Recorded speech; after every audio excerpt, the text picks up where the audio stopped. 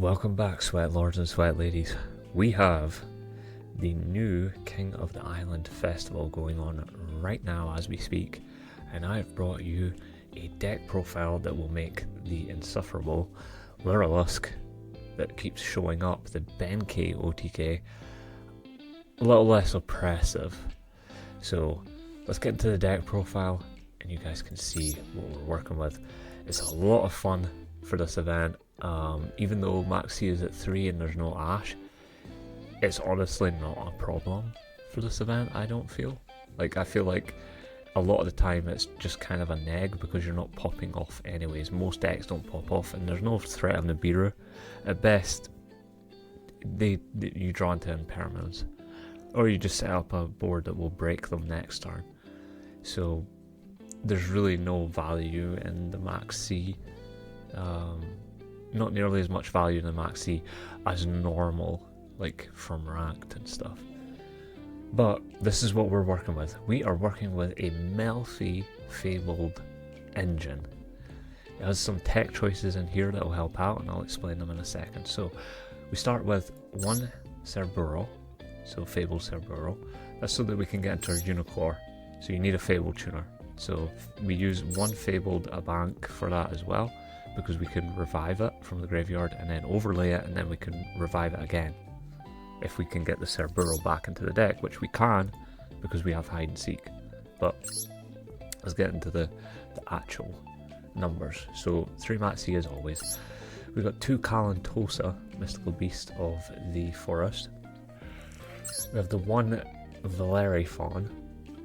We've got the 2 Hopier Squadron, 1 Fenny, 2 Kai, 2 Puppy, 2 Pony, 1 a bank, 3 Wally, of course, 2 Penny, 2 Rescue Cat, 1 Harpy's Feather Duster, 3 Obedience Schooled, 2 United We Stand, 2 Hide and Seek, 1 Staring Contest, 1 Melffy Tag.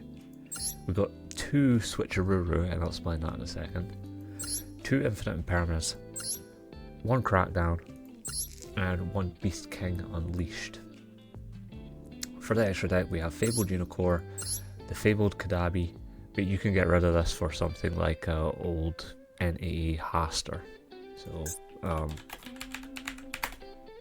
this guy, you could get rid of it for this one, since this is a generic. This is more generic, so it's up to you, but this guy's pretty okay. Can't be destroyed by battle or card effects.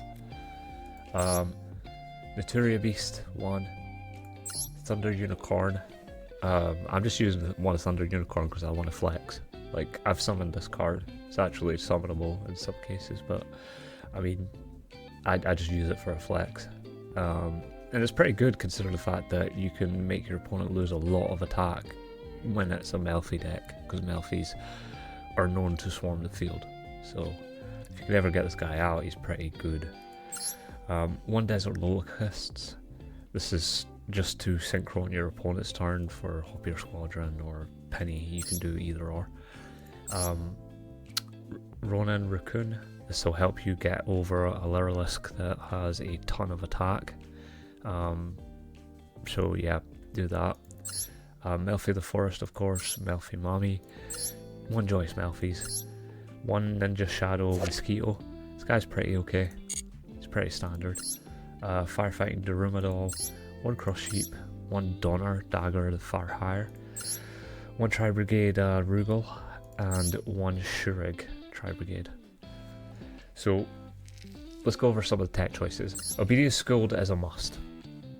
Obedience Schooled is an absolute must. You have to run Obedience Schooled and Rescue Cat. These will help you with your turn 1 plays. You want to use them to get your Joyous Melffys. You use that with Kalantosa because you'll overlay 3 cards for Joyous Melffys, or 2 cards with Joyous Melffys. One of them will be Wally, and probably one of them will be Kalantosa. This means that when you bounce pitch your Joyous Melffys, you can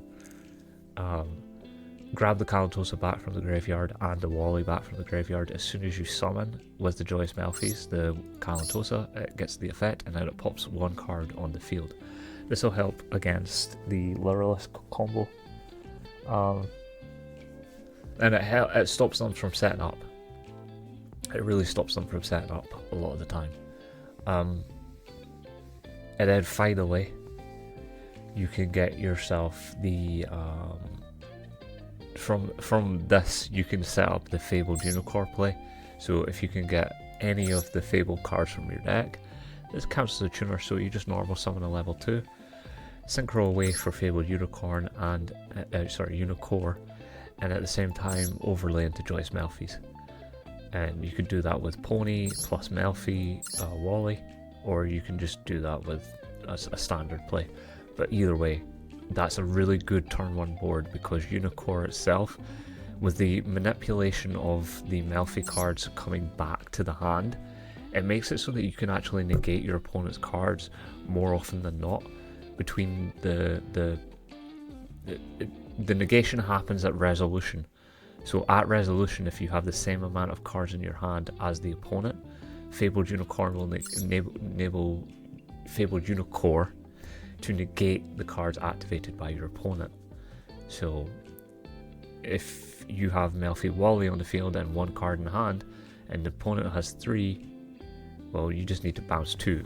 I should have said Catty. Catty will add 1 and then bounce itself, and then that puts 3 cards into your hand. And then at the resolution of their effect, that effect will get negated because you had 3 cards in your hand at the same time as your opponent had 3 cards in your hand. So that's why we run it. That's the basis of the deck. It just sets up a lot of disruption with the Unicorn negate, and then culminates it all together into a really strong OTK with United We Stand, or just being able to control the field with this card right here. So if they put a card on the field that has a high amount of attack, it can just work against them by using this card right there. Switcheroo is more for the Lyrilisk matchup. So you give them a very unuseful Melffy puppy, and what you get in return is a Lyrilisk that can attack directly, or a Lyrilisk that has a lot of equipped spells on it and has 2000 attack and can attack directly. And they can't really do much about it unless they have the this card attached to it. So if they XYZ using this card, then the control can't switch. So you have to hope that they don't use this. If they use this, then you'll want to use your Switcheroo early, so that you just keep them off of the Nightingale. Then they can't OTK you, and then their deck falls apart. As long as they can't OTK you, you win, because the deck cannot restore the lost resources. And that's the basis of the deck, really.